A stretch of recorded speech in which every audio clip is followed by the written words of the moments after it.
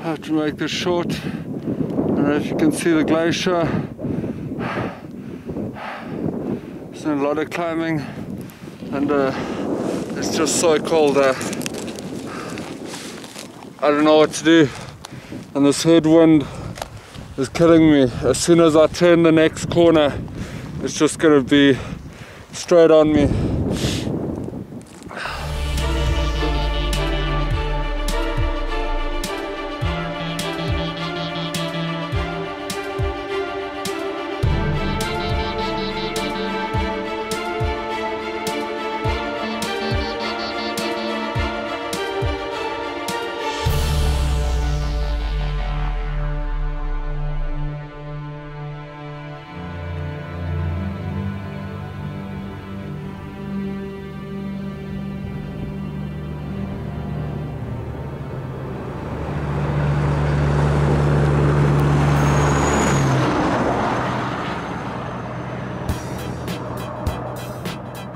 The segment between Whitehorse and Fairbanks was 950 kilometers. Leaving Whitehorse was quite difficult after riding with Eric for the past 2 weeks. It was really long stretches. The scenery didn't change as much as it did in the Rocky Mountains, and I kind of did miss the company a little bit, to be honest. I ended up staying in a little cabin in Haines Junction, which was really nice. Grizzly den. The gentleman there gave me some moose steak and some vegetables to cook up. Right, so attempting to make my moose steak and some peas, and then just a bit of pasta. Really awesome experience. It was the following day, once I'd left Haines Junction, that I'd say was the most difficult day on this first leg. Just brutally cold weather, 30-40 kilometer winds coming straight on the nose, and yeah, just it was going up to the highest elevation on the Alaskan highway. Probably the coldest day I've had on the bicycle. I'm not sure if the camera is working. It's just been 10 kilometers and everything's just frozen up. I'm too scared to break this in case it tears. Man, it's just brutally cold.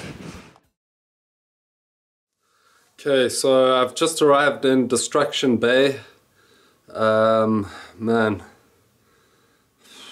I had a brutally cold night last night, and the ride yesterday.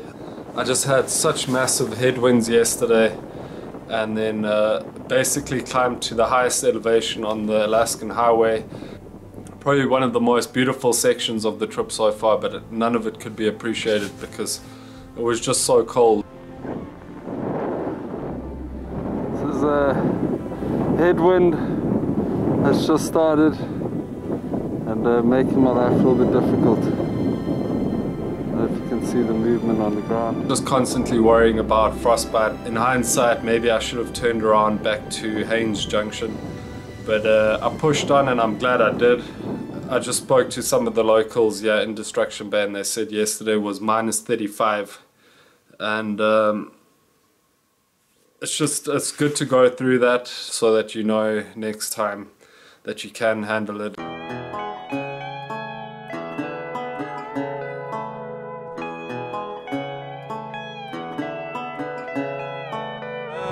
Finally got the tailwind that I've been longing for. Incredibly beautiful, and I just think it's going to be a great day today. Really enjoying myself.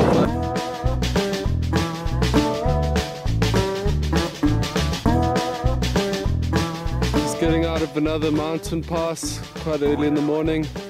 That's what I've just come out of. It's so quiet out here. And then that looks pretty good ahead. I think it might be a bit of flat for a change.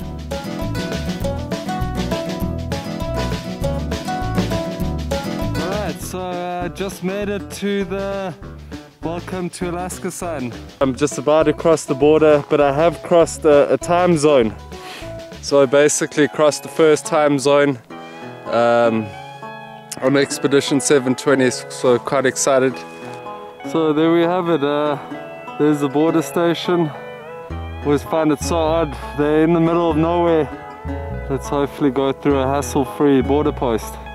Just really got a stamp, and guys like, you're from South Africa, and he just laughed. So, long ways from home at the moment. Pretty vast, not much out here, truly spectacular. Just gonna set up the tent up here. I've still got about half an hour's worth of light left. A little bit concerned, I think I've got a bit of frostbite in my nose, so my nose is quite sensitive. That's the view from my tent this morning. Absolutely gorgeous. It's chilly though, but slept really well, and just gonna make some breakfast and get going.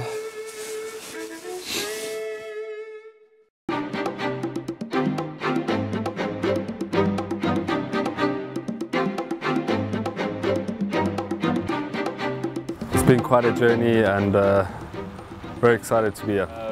Pretty exhausted, just found the last sort of 100 kilometers quite challenging because I was so close to the end psychologically. Just really wanted to get to Fairbanks. I think the fact that the first leg is now complete and was successful is still sinking in, but I'd say I'm very happy that it's over.